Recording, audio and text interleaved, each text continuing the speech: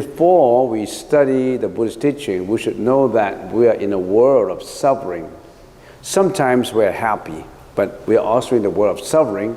We have gone through all those kind of sufferings that we have realized, experienced in this world. Basically, practically in daily life, there are 8 kinds of suffering that we have mentioned. So now we start with the next line. Oh, Sariputra. What's the meaning of Sariputra? This is a sutra when the Buddha was lecturing, talking to a group of people. The Buddha was introducing the concept of emptiness, how Avalokitesvara Bodhisattva practice the concept of consciousness, the practice of visualizing consciousness to arrive at the truth. So the Buddha Sakyamuni, when he was lecturing, he was addressing, oh, Sariputra, this is what it is. This is about emptiness. This is about the philosophy of emptiness. So he was talking to Sariputra. Why not to other disciples and just Sariputra? What's the meaning of Sariputra? Sari is a kind of birds with pretty eyes. Sariputra is a Sanskrit word. And Putra means the son. So Sariputra means the son of pretty eyes bird. Why the son of pretty eyes bird? Sariputra is the disciple of Buddha Sakyamuni. He was regarded as one of the 10 great disciples whose knowledge of prajna is the most profound. In other words, Sariputra specializes in the research and investigation and the exposition of emptiness, of prajna. Sariputra's mom, who gave birth to Sariputra, had very pretty eyes. His mom had very pretty eyes, like the eyes of pretty bird's eyes. Sari is a kind of bird with very pretty eyes, and everybody addressed Sariputra's mom as Sari, the pretty eyed woman.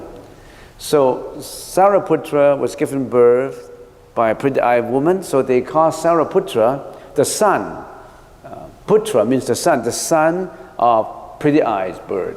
So that's the reason why it's called Sariputra. And Sariputra was the most profound in understanding prajna. So that's the reason why Buddha Sakyamuni addressed, oh, Sariputra, this is what prajna is all about. The next is, form is not other than emptiness.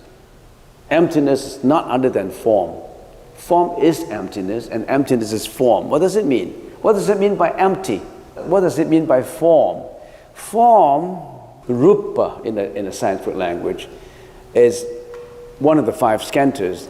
And if we analyze form very crudely, without going into details, form is made up of the 5 elements, the earth, the fluid, the heat, movement, and space, the crucial, essential elements of material.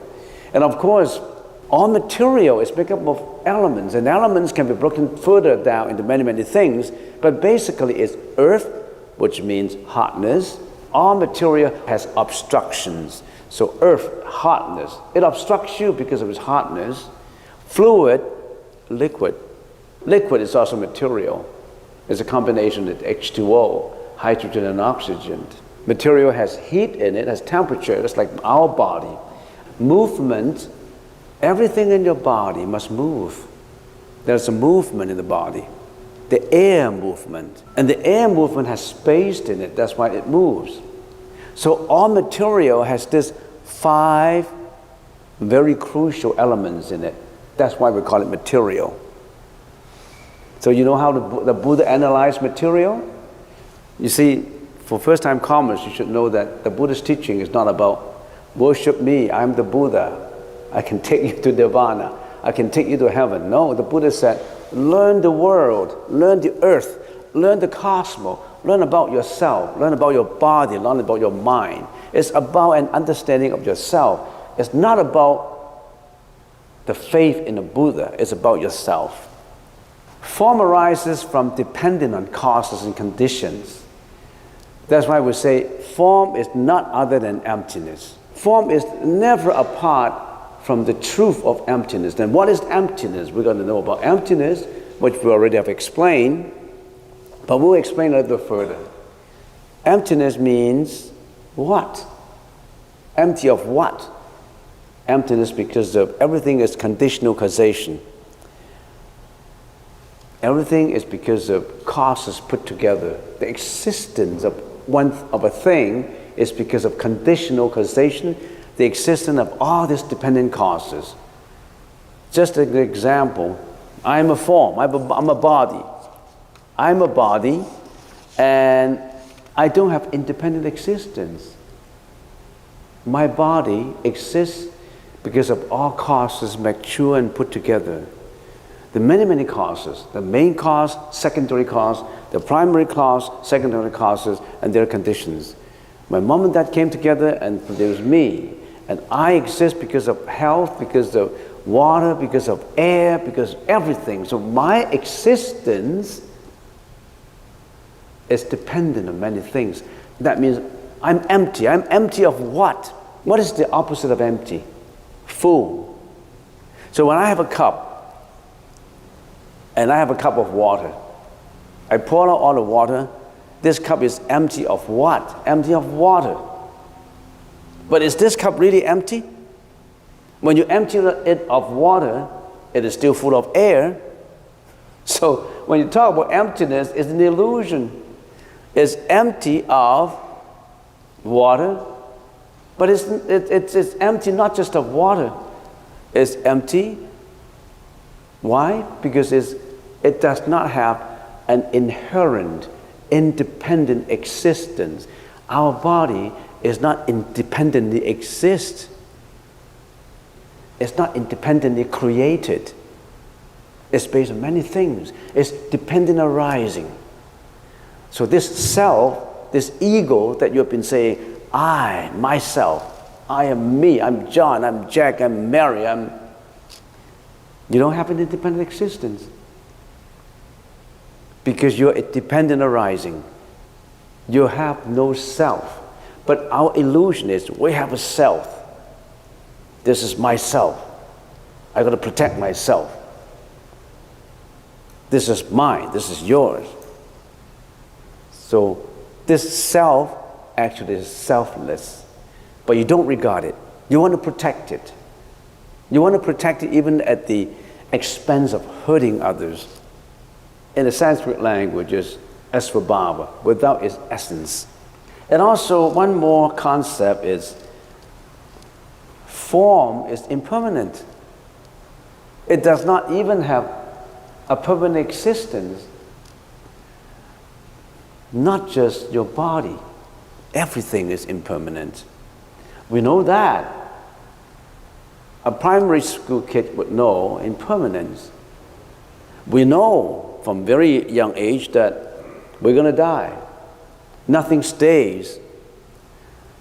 But inherently, because you think you have a self, you want everything to stay. You act as if everything stays. You want your house to stay, you want your asset to stay, you want your wife to stay, you want everything to be the same. You want no changes. Unless you are poor, you want to change to be rich. You know that everything is impermanent, but you act as if everything stays. You act like it's permanent, and that gives it a lot of suffering. That tortures you in the process of continuation of your life. That tortures you, that gives you a lot of suffering. Why in the sutra it introduced the negative aspect of not, different from, and then the sutra introduced the concept of is. First of all is, form is not different from emptiness. Emptiness is not different from form. That is a negation. It's a negation. And then in the third line you say, form is emptiness, emptiness is form. Why all of a sudden you have affirmation? You have negation and then you have affirmation. This sutra is logical and has a lot of wisdom in it. It explains by negation first, and then it explains by affirmation. It takes two perspectives to look at a thing. Look at it from a negative aspect and look at it from a positive aspect. That's how you comprehensively look at it. You don't just look at it from a negation point of view, you also look at it from an affirmative point of view. That's more comprehensive. Okay? So form refers to all phenomena. When we talk about form, sound is also regarded as form. It's a phenomenon. Everything you can think of is a phenomena. It's regarded as a form in this case. Not other than means not different from or not apart from. Empty of what? Empty of independent existence. Empty of a real truth, which you believe to be an inherent self. You want to be you. Everything comes into being due to conditional causation. Now that is what emptiness is all about. It's empty because its causes come together. It itself does not have an independent existence, and we attach that terminology and call it empty. In the Sanskrit language, it's called sunyata. You got to call it something, philosophy or concept or truth. You got to call it something and translate it in the common English language as empty. It does not mean non-existent. My body is empty. It does not mean my body does not exist. It exists, truly exists, but it exists void of an inherent independent existence. It exists, okay, but it's impermanent. It's dependent arising. It does not have a dependent self. That's the definition. That's the meaning of emptiness. I can carry on, but why don't we pause and think about something else? How does this help me? People like to say, how does this concept benefit me? I'm coming here to see what I can gain, how much I'll be interested in. I want to get something. Every trip I come, I want to get something. I want to benefit myself. Self, right? That's what we're talking about. Why don't you think about it? I carry on giving you the information, and you think about it. We talk about everything comes into being due to conditional causation. You sitting here because of certain conditions that contribute to your presence in here. You're sitting here because there are causes that lead you to come here. You don't come here without a reason, without a cause, without a condition. Your car broke down on the road, you can't come. Okay? If you're sick, you can't come. If you're biased and think, I don't want to go to a temple. Why should I go to a temple on a rainy day? You can't come. There are many conditions that impede you from coming, and there are also many conditions that encourage you to come. And in this case, the encouragement works more than the impediment. That's the reason why you come. So there are conditions. So if we further analyze it, we look at everything from two perspectives, by negation to by affirmation. That's not enough. It's from the angle of yes or no. That's not enough. We want to analyze conditional causation, emptiness, from four perspectives. First one is karma conditional causation. What does it mean? Karma is a Sanskrit word. Under the influence of karma, the conditions of reincarnation arises. Why is there a second life, a third life, a previous life, a present life, a future life? Because we are under the influence of karma. What is karma? We've got to venture into it. You expect to know everything in one sitting? No, not in 10. Maybe not even in 10 years to some people. To some people, maybe a year or two. To some people, not even in this lifetime. Would you understand what the Buddha means? And depends on what kind of karma you have. Depends on what is your conditional causation in your understanding. Everybody's understanding is different. Everybody's conditional causation is not the same. Everybody's face is not the same. Everybody's mind is not the same. Everybody's thought is never the same. Next, alaya conditional causation. What does it mean? It means all things arises from the alaya. What does alaya mean? Alaya is a Sanskrit word meaning consciousness. Everything is perceived through consciousness. So there's nothing without consciousness. Taragata gabba, conditional arising, or buddhadatta, conditional arising. What is buddhadatta? That's a Sanskrit word. It means looking at conditional arising from the concept of eternity. Some people like to look to say, there must be an eternity. There must be a soul. So let's look at it from the perspective of eternity, a soul. Fourth, Dhammadhatu conditional arising. It means the Dhammadhatu is the conditional cause for all phenomena, everything being dependent on everything else, therefore one is in all is in one. Do you understand what it's talking about? All is in one. One is in all. All is not different from one. One is not different from all. So all is one, one is all. When you look at that, you're looking at conditional arising from the concept, from the perspective of Dhammadhatu. So remember these four perspectives of looking at emptiness, of looking at conditional causation. Let's just talk about Dhammadhatu arising, conditional arising. Dhamma means all things. A human being is a Dhamma, a tree is a Dhamma, a cloud is a Dhamma, sunshine is Dhamma, rain is Dhamma. Everything that can be conceived of is Dhamma.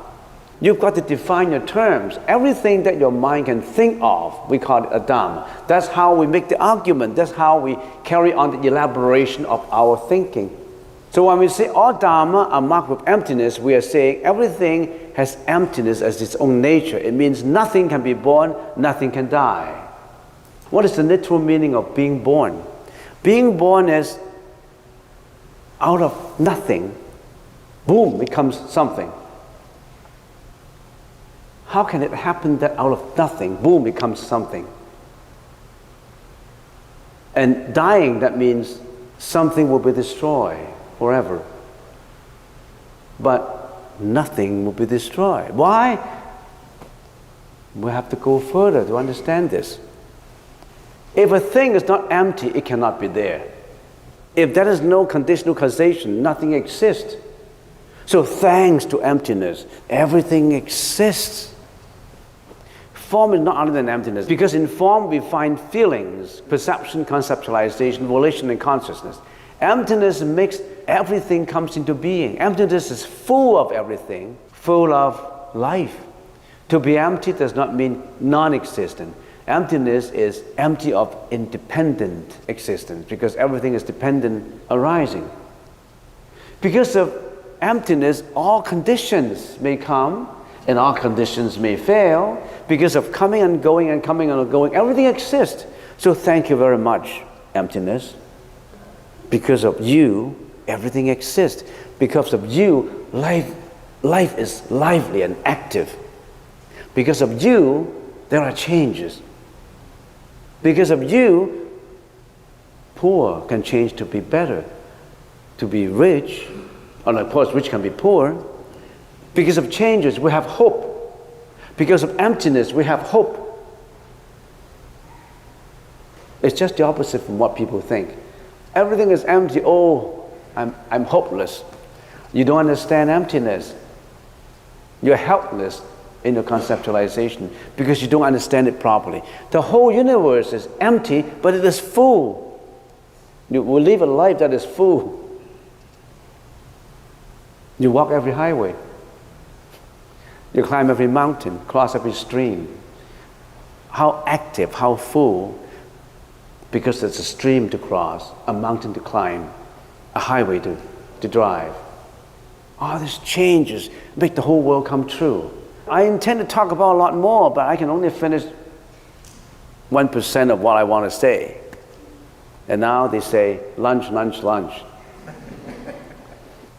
And that reminds me of the emptiness of my stomach, which has to be full. So maybe the chance of a sound of the bell going gives me hope in filling the emptiness of my stomach. So let's get to the cafeteria and then ask questions at cafeteria.